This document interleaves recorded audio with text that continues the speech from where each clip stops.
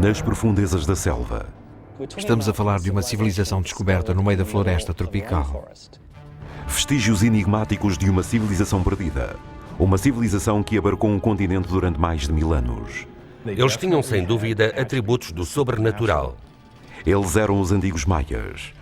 Os seus governantes encheram vastas cidades com pirâmides altíssimas, palácios ornamentados e praças sumptuosas. Eram os senhores do seu ambiente. Eram muito engenhosos no modo como dominavam a energia, criando obras de arte e de engenharia de uma sofisticação espantosa e mantendo uma civilização durante 1500 anos.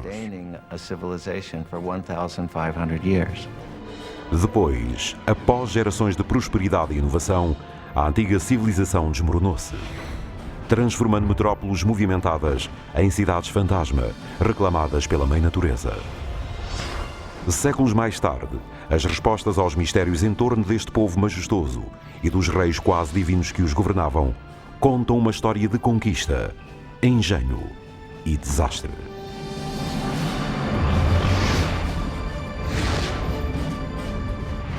A construção de um império, a civilização maia. 869 d.C. Nas terras baixas da selva guatemalteca, os maias estão a ficar desesperados. A comida e a água estão a tornar-se escassas. Milhares de pessoas morrem de fome. E a subnutrição e a doença graçam entre a população. Os maias já não confiam nos seus governantes para apaziguar os deuses. A agitação política assola o reino. E, uma a uma, as grandes cidades-estado são abandonadas. A civilização maia está a desmoronar-se. Cidade após cidade, área após área, começam a falhar. As cidades são abandonadas, os reis desaparecem e aquela que fora a cultura clássica maia chega realmente ao fim. O que aconteceu a este grande povo? Ainda hoje os estudiosos estão intrigados. Sabemos que as pessoas começaram a desaparecer. A questão está em saber como é que isso aconteceu. A resposta pode estar em complexos hieróglifos conhecidos como Código Maia. Um hieróglifo é uma forma complexa de transmitir toda a informação que o povo maia conseguia pensar ou exprimir. E é o único exemplo nas Américas de um sistema de escrita complexo e completo. Hoje, estes símbolos crípticos revelam uma história de guerra brutal, de governantes maiores do que a vida e da ascensão e queda de um povo enigmático. Olá, eu sou Peter Weller. Estou aqui em cima deste bonito templo nas profundezas da floresta tropical do sul do México, perto da fronteira com a Guatemala. E este é o coração da civilização dos antigos maias. Durante anos, os arqueólogos acreditaram que os maias estavam pacificamente separados em cerca de 40 cidades-estado independentes, cada uma com a sua própria dinastia de reis. Por aquilo que sabemos, parece ter havido comércio e comunicação, mas não pode ter havido qualquer agressão imperial especial, motivada por uma fome de terras ou de poder para além do território de cada rei. Mas no último meio século, estas teorias estão a começar a desmoronar-se em face de uma história diferente, porque hieróglifos como este, os últimos vestígios do avançado sistema de escrita dos maias, pintam um retrato completamente diferente. As ideias lamechas da New Age dos anos 60, de um povo gentil e carinhoso, estão rapidamente a ser substituídas por uma realidade muito mais complexa de cidades-estado, debatendo-se em confrontos sangrentos. E agora temos evidências de que as batalhas brutais e os sacrifícios humanos eram componentes fundamentais da vida entre os antigos maias.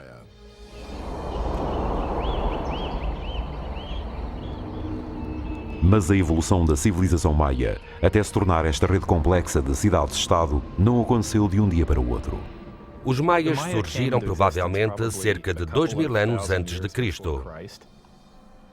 Em 500 a.C., a população estava a crescer e as pequenas comunidades estavam a transformar-se nas primeiras grandes colónias maias, localizadas por toda a América Central. Em 250 d.C., a região já era governada por reinos completamente organizados com governantes poderosos ao leme. Eles tinham governantes poderosos, competiam uns com os outros e por vezes essa competição conduzia à guerra. Para os maias, eram guerras lideradas pelos reis em nome dos deuses. Os reis maias eram pessoas como nós, mas para os maias, eles tinham sem dúvida atributos próprios do sobrenatural. O preço da devoção tinha consequências brutais e por vezes mortíferas.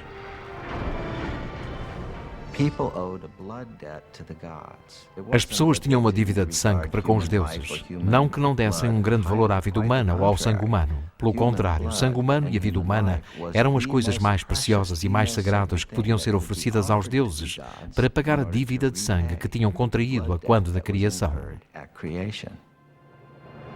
Derramamento de sangue e sacrifícios humanos dominavam o pensamento estratégico dos reis.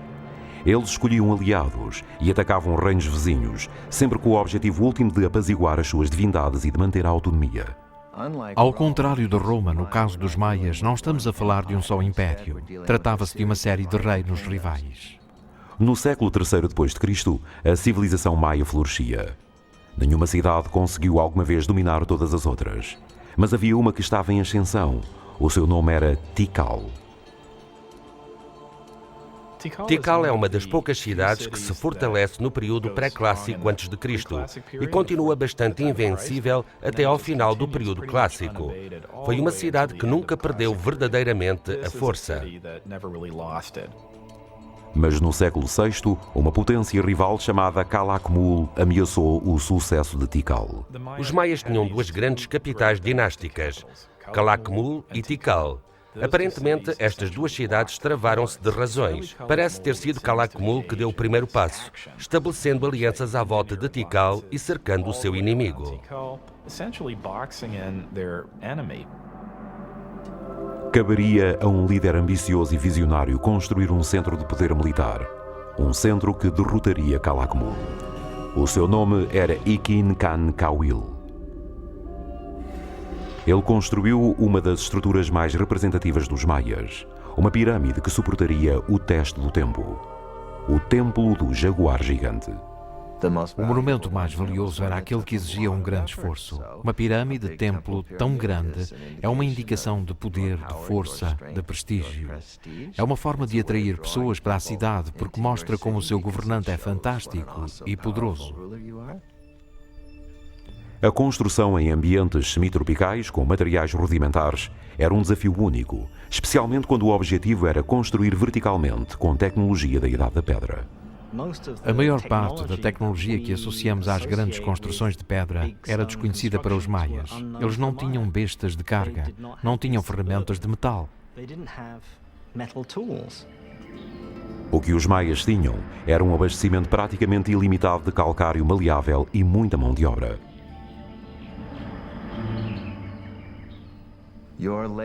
O trabalho era uma das coisas que as pessoas tinham de dar ao rei durante um curto tempo.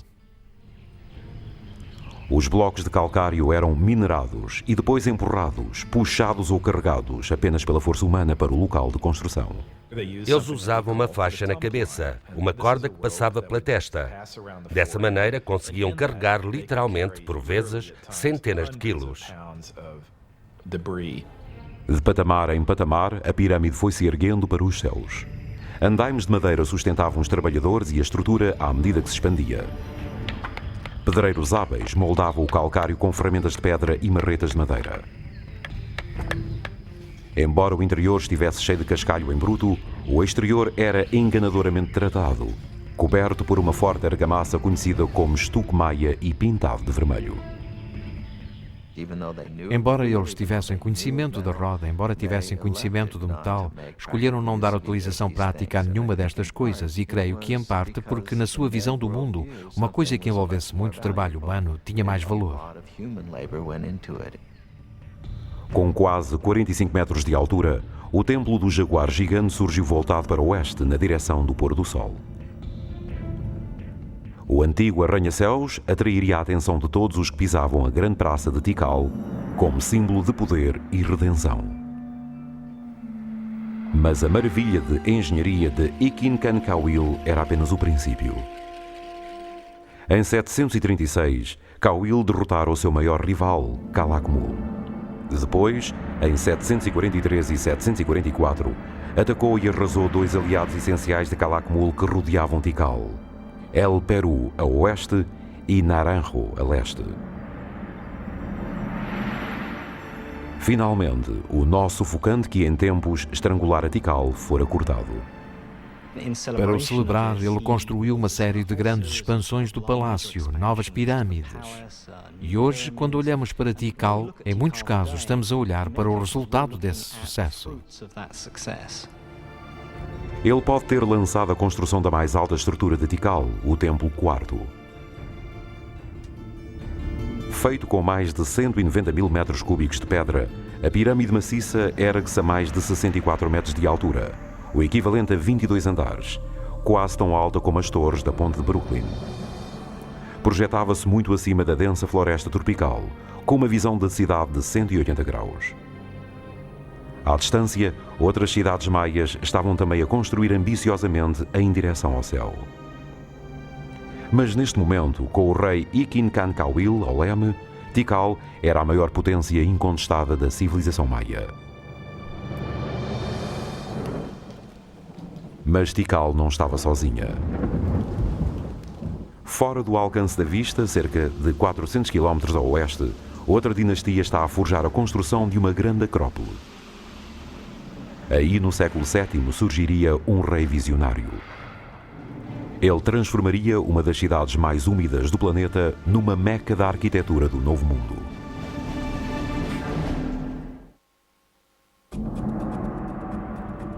Em 611 d.C., no limiar do mundo maia, no sudeste do México, há uma cidade com o nome de Palenque que está encurralada. Lança uma defesa de último recurso contra a potência local, Calakmul. As forças de Palenque são esmagadas e o rei é morto sem deixar nenhum herdeiro ao trono do sexo masculino. Uma vez que os reis maias eram considerados de natureza divina, a sua linhagem era essencial para a sobrevivência. O fim de uma dinastia significava geralmente um desastre. Contudo, neste momento crítico, uma das maiores campanhas de construção da história maia estava prestes a começar em Palenque, e o rei por trás dela permaneceria desconhecido até meados do século XX. Em 1949, algumas das questões relativas à misteriosa dinastia de Palenque são respondidas quando o arqueólogo Alberto Ruge Luyler está a fazer escavações neste templo de 22 metros de altura, hoje chamado Templo das Inscrições.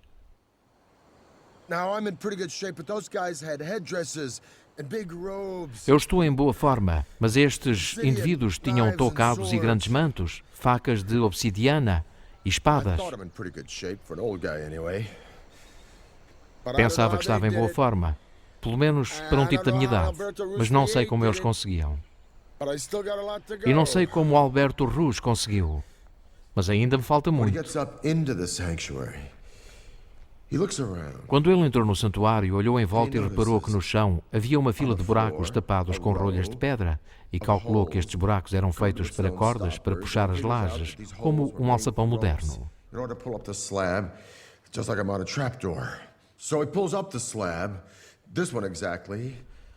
Assim puxou a laje, precisamente esta, e desceu uma escadaria íngreme cheia de terra e detritos.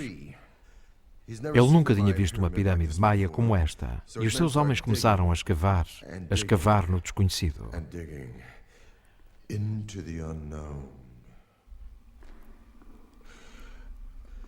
As escadas estão molhadas e muito escorregadias, da umidade, do tempo e da chuva da floresta. Finalmente ele chegou a um local plano e reparou que o caminho voltava para trás e depois continuava e encontrou portas escondidas, passagens secretas, sinais de que houve muito pensamento e cálculo envolvidos nesta estrutura. Finalmente, depois de 3 longos anos, ele chegou ao fundo desta escadaria de 24 metros e viu um pequeno corredor. E no corredor uma caixa de pedra, e dentro da caixa 6 esqueletos, os restos mortais dos que tinham sido sacrificados para proteger a pessoa em nome de quem este templo foi construído. Mas ainda não sabia quem era essa pessoa. É então que finalmente vê uma porta enorme, uma pedra triangular maciça, e ele e os seus homens abrem-na e entram.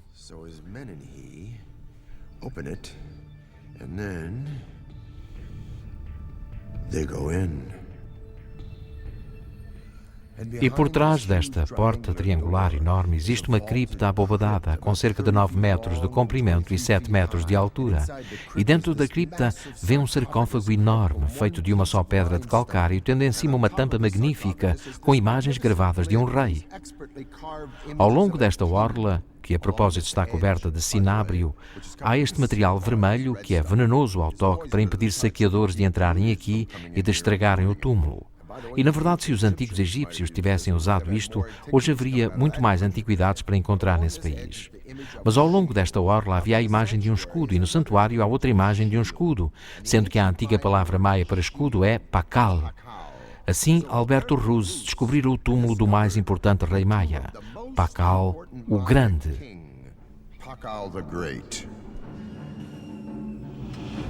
A ascensão de Pakal ao trono em 615 d.C. ocorreu na época mais crítica para Palenque.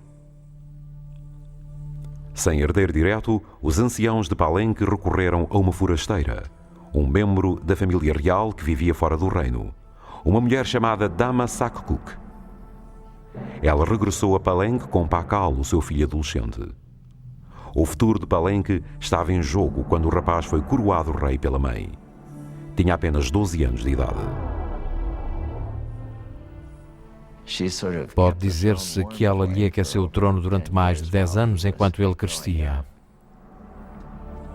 Enquanto o jovem rei crescia, Pakal tinha de se divinizar para legitimar o seu governo.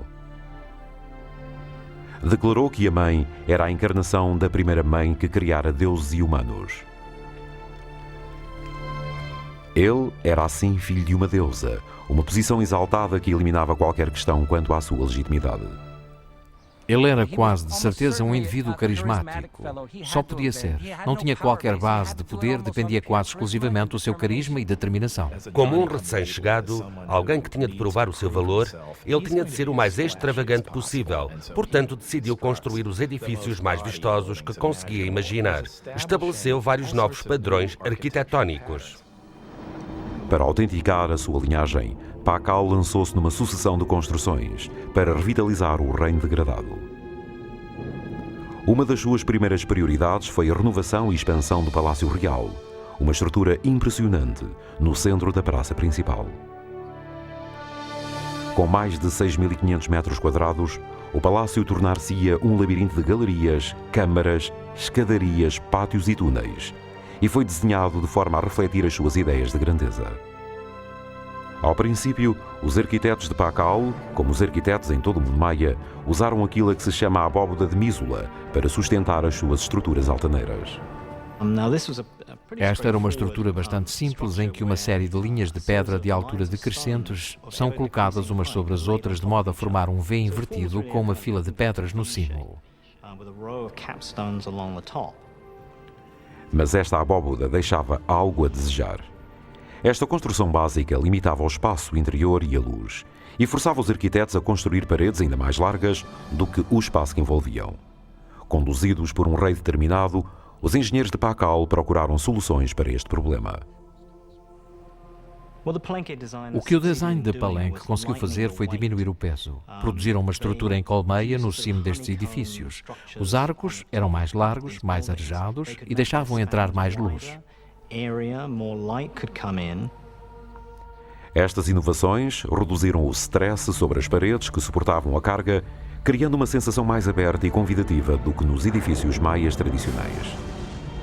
Ao longo de mais de 60 anos, os construtores de Pakal tornaram-se os melhores do Novo Mundo. Mas só no fim do seu reinado, Pakal encomendou um dos projetos mais complexos e ambiciosos alguma vez tentados pelos maias, o Templo das Inscrições.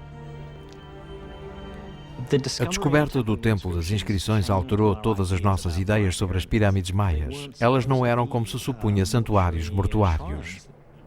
Lá dentro, ao longo de uma escadaria que levava ao túmulo, os engenheiros construíram um tubo oco. É uma conduta que permitia a alguém no cimo da pirâmide falar para este tubo e, presumivelmente, comunicar diretamente com Pakal no seu túmulo. Este sarcófago de 20 toneladas foi construído para durar uma eternidade. Tinha uma tampa que deslizava para o lado e uma cavidade para colocar o corpo. Quando ele por fim morreu, a porta foi selada e a escadaria bloqueada. Os seus arquitetos e escultores desenharam um caixão rico de simbolismo, retratando a ressurreição de Pakal no outro mundo. Os escribas reais receberam ordens para desenhar uma grelha para 640 glifos que contariam a história do reinado de Pakal. A maioria das pirâmides maias não tem muitos registros textuais. No Templo das Inscrições passa-se o oposto. Tudo nele, desde as enormes placas no cimo à informação no interior, anuncia que este é o local de descanso final do fundador de uma das grandes dinastias maias. Em 683, durante o 68º ano de Pakal como rei, o rapaz de 12 anos, que se transformara num dos grandes governantes maias, morreu com 80 anos de idade. Foi coberto com um cinábrio vermelho e adornado com joias suntuosas. Sobre o seu rosto colocaram uma máscara de jade. Embora o legado de Pakal fosse difícil de igualar, o filho esperava nos bastidores há quase 50 anos. Com o tempo a passar, ele lançar-se-ia numa série de projetos de construção que iam explorar as leis da física e a mãe natureza.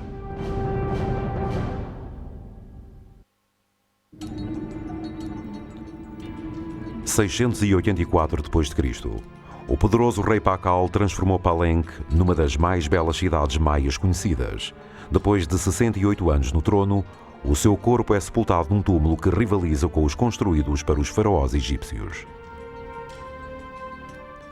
Agora cabe ao seu filho continuar o legado do pai e cimentar o seu próprio reino. O seu nome era Khan Balam. Pakal foi o fundador da dinastia, mas o seu filho foi o grande mentor da consolidação. Ele certificou-se de que a dinastia continuaria. O rei, com 48 anos de idade, lançou-se imediatamente num ambicioso complexo de 3 pirâmides, que se ergueriam como o seu próprio monumento para o futuro. Ele desenhou e construiu o Grupo da Cruz, um dos mais belos e intrincados grupos de templos cerimoniais alguma vez construídos no mundo maia. Aqui temos o seu memorial e a torre, por sobre o palácio, olhando de cima para o trabalho do seu pai. Julgo que, de certa forma, representam uma afirmação de individualidade, de que ele próprio vai deixar a sua marca na cidade, tal como o pai. Ele ordenou aos seus engenheiros que construíssem 3 estruturas intrincadas: o Templo da Cruz, o Templo da Cruz Florida e o Templo do Sol. Os engenheiros de Khan Balam dariam um gigantesco passo em frente, usando cálculos geométricos sofisticados e sem rival em todo o mundo, baseados na criação maia de um sistema numérico completo.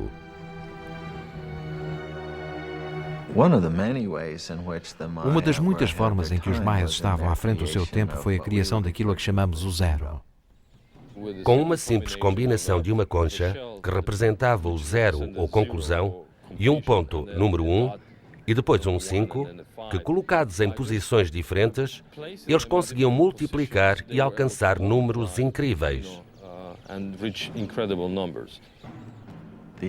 Os gregos e os romanos eram grandes engenheiros, teólogos, historiadores e por aí fora, mas eram muito limitados pelo seu sistema matemático, porque não tinham o zero. Assim temos a ironia de que eles conseguiam produzir grandes obras públicas, filosofia, etc., mas eram bastante maus matemáticos em comparação com os maias. As avançadas observações matemáticas dos engenheiros de Khan Balam podem ter incluído a descoberta de proporções, como a raiz quadrada dos retângulos, e algo chamado de proporção áurea, uma proporção de ocorrência natural que pode ser encontrada em animais, na natureza e mesmo no corpo humano, como 1 para 1,618. Se medirmos uma pessoa da cabeça ao umbigo e depois do umbigo aos pés, temos uma proporção muito próxima de 1 para 1,618, a proporção áurea. Alguns estudiosos acreditam que esta proporção surge em estruturas há milhares de anos, em locais como as pirâmides de Gizé no Egito e o Partenon na Grécia. O Homem Vitruviano, de Da Vinci, é um estudo desta proporção. E há mesmo quem diga que ele pintou a Mona Lisa usando esta proporção nas suas feições.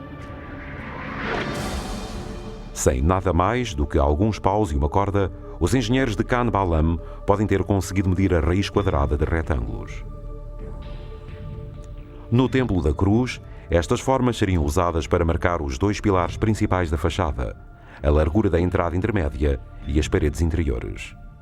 A proporção áurea pode ver-se nas câmaras dos fundos e na base da estrutura, com a parede lateral representando o 1 e a parede do fundo o 1,618.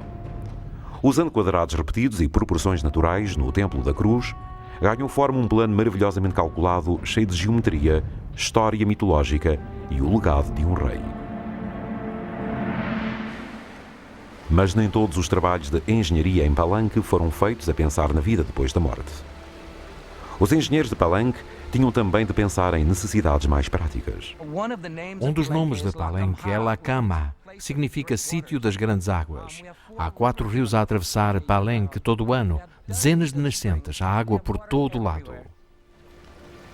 Estas riquezas traziam os seus desafios.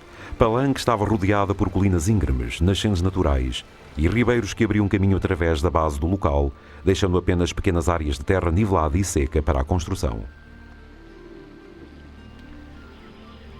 Ao contrário da maioria das cidades maias, o problema que Palenque enfrentava não era como armazenar água para a estação seca, mas sim como lidar com o excesso de água.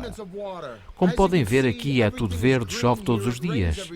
Assim, para enfrentar este desafio, os planeadores da cidade imaginaram uma forma única de desviar as correntes existentes através da construção de aquedutos subterrâneos que canalizariam a água debaixo do solo, deixando assim mais terra à superfície para o cultivo. Estes túneis eram forrados com calcário e cobertos pelo vosso velho amigo do Egito e da Grécia, a abóbada de Mísula, uma série de pedras protuberantes em cima umas das outras para formar uma espécie de arco. Estes tetos eram tão robustos que conseguiam suportar o peso maciço das gigantescas praças de Palenque. Assim as pessoas caminhavam com a água a correr debaixo dos seus pés, sendo desviada da cidade, tal como acontece hoje onde eu vivo, em Nova Iorque. O mais impressionante é que há sinais de que os engenheiros maias podem ter imaginado uma forma de criar pressão de água. Construíram túneis de água que atravessavam um terreno acidentado até à cidade, muitas vezes com inclinação ascendente. À medida que se aproximavam das principais estruturas, os canos tornavam-se gradualmente mais pequenos.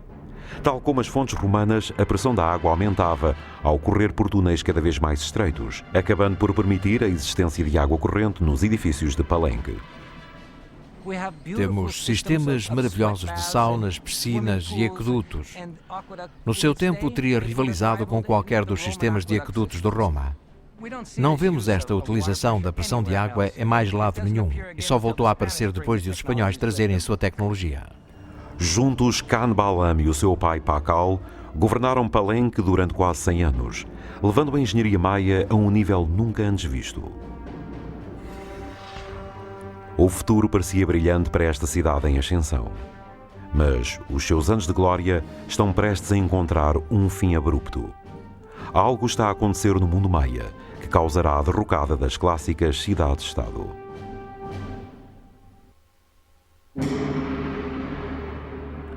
No século VIII, Palenque, Tikal e os outros reinos do mundo maia estavam a expandir-se através do continente. Altas pirâmides, planeamento urbano sem paralelo e palácios reais suntuosos anunciavam a glória dos grandes reis. Depois, subitamente, estas cidades começaram a desmoronar-se uma após outra. Os escultores reais deixaram de esculpir os seus monumentos com informação histórica e os reis suspenderam os seus projetos de construção. A civilização maia mergulhara nas trevas.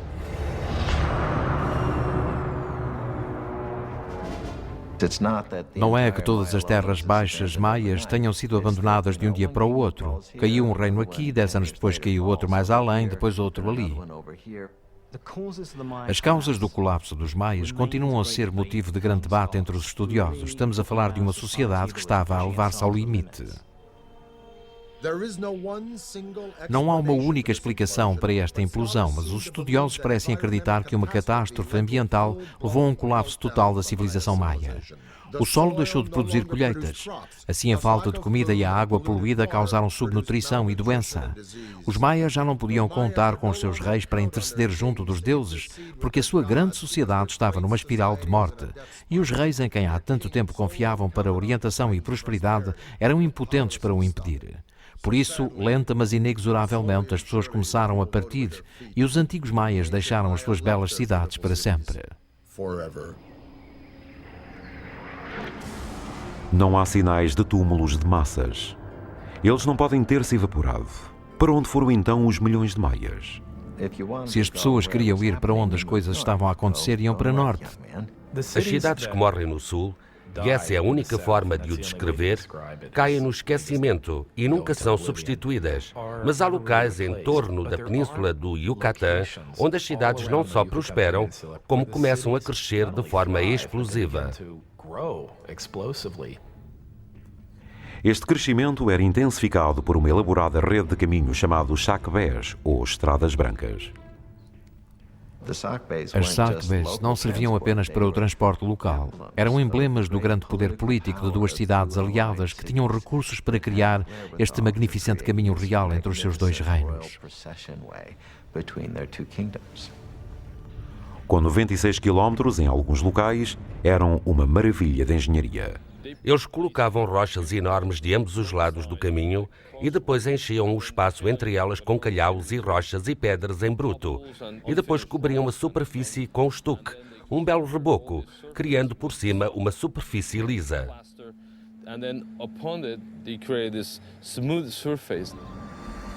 Na península do Yucatán, as Shakbés traçavam muitas vezes um caminho através do terreno acidentado em linhas perfeitamente retas. Não é fácil cortar uma linha de 96 quilómetros que não se desvia nem um grau. Gostaria muito de saber quais eram os instrumentos que eles usavam. Não temos qualquer registro disso. Estes sistemas de vias permitiram o renascimento, movimento e comércio no norte.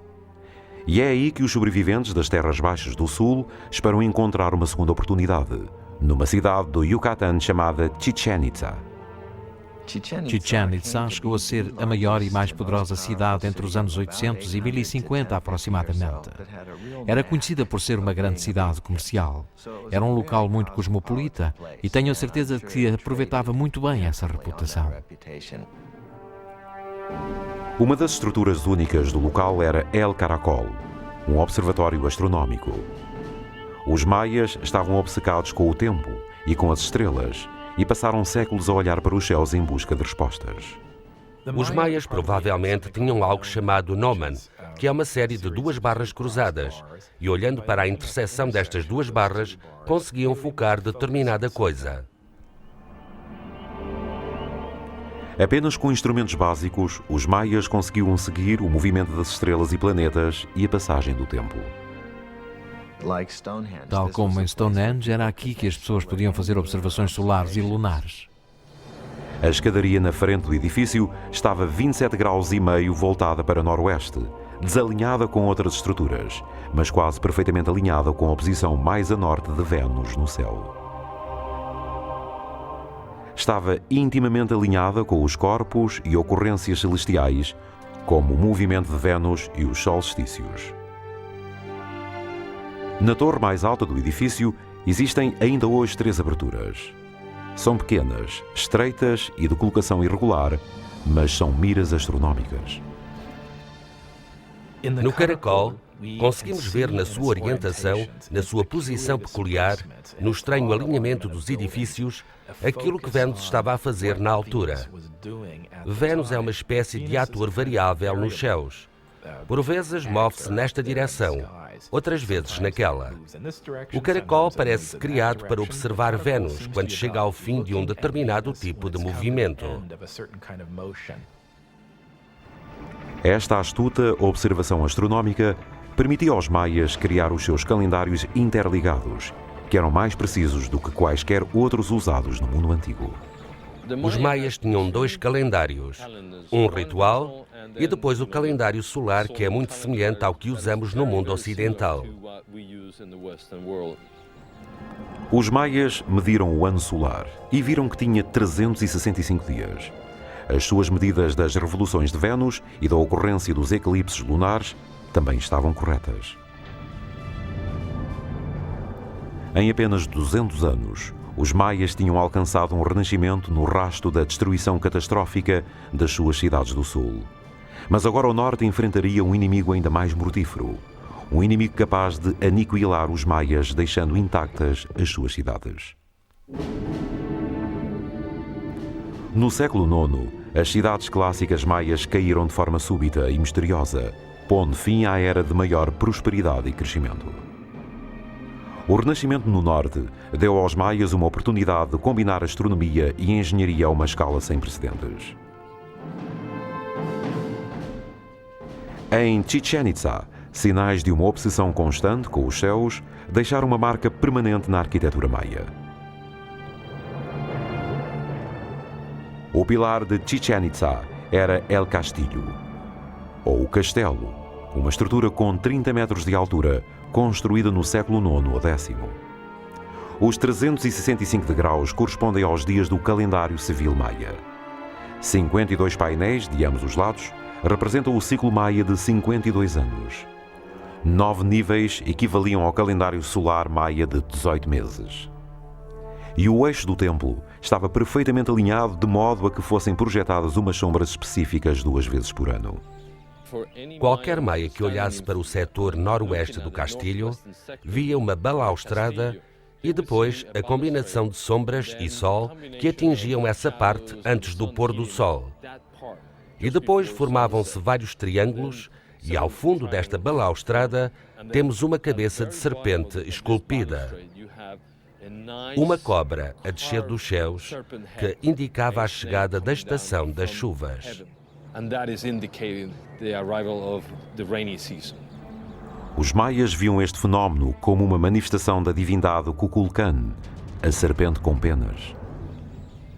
Os maias conseguiam, efetivamente, registar o equinócio, o dia do ano em que a noite e o dia têm a mesma duração. Todos os anos, no dia 21 de março, vê-se a descida de Kukulkan. À volta de El Castillo, os edifícios cívicos assumiram uma nova característica, amplitude. Com uma praça ampla e aberta, templos, mercados e um salão de baile e colunatas. Os salões com colunatas não serviam apenas para os eventos festivos, mas talvez as pessoas viessem para a praça. O público, em geral, era provavelmente convidado, dependendo da ocasião, a assistir à chegada dos comerciantes, dos mercadores. De aparência grega ou romana, estas colunas redondas eram usadas como um novo tipo de apoio estrutural e foram uma estreia arquitetónica no mundo maia. O benefício da coluna é que permite criar tetos planos. Não é preciso investir muita energia a criar edifícios de pedra com abóbadas de mísula, que podem ou não cair.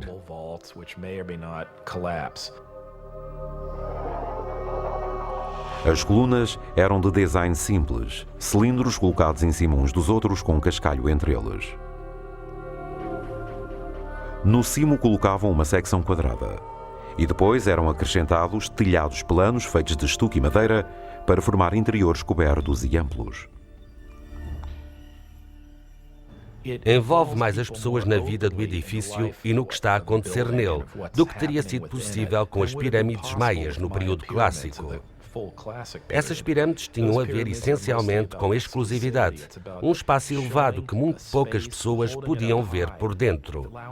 As estruturas de colunas abertas eram muito mais convidativas. Mas a atmosfera convidativa não durou muito tempo. Após 200 anos de domínio sobre o Yucatán, Chichén Itzá sofreu um destino semelhante ao dos seus vizinhos do sul. Desapareceu misteriosamente. Quando os espanhóis chegaram às costas da península do Yucatán em 1517, todos os grandes centros cosmopolitas do mundo maia tinham sido abandonados. Ainda assim, uma civilização maia fragmentada, vivendo em pequenas aldeias no campo, lutou arduamente contra os conquistadores.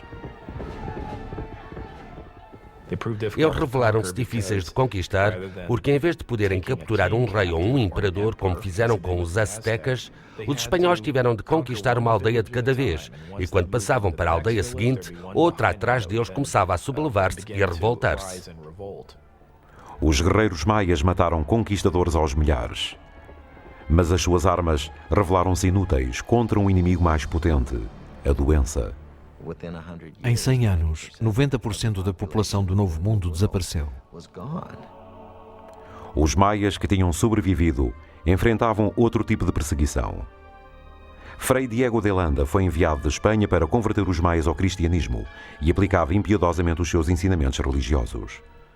Diego de Landa era um jovem idealista que veio para o Novo Mundo para tentar salvar almas, tentar conquistar convertidos para aquela que considerava a única fé verdadeira.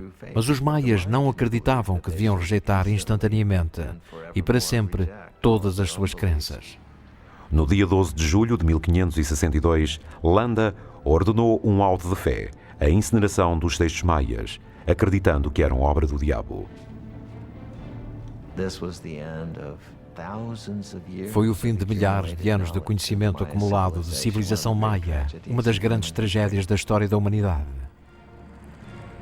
Numa reviravolta feliz do destino, 4 códigos sobreviveram ao inferno e ao desgaste do tempo.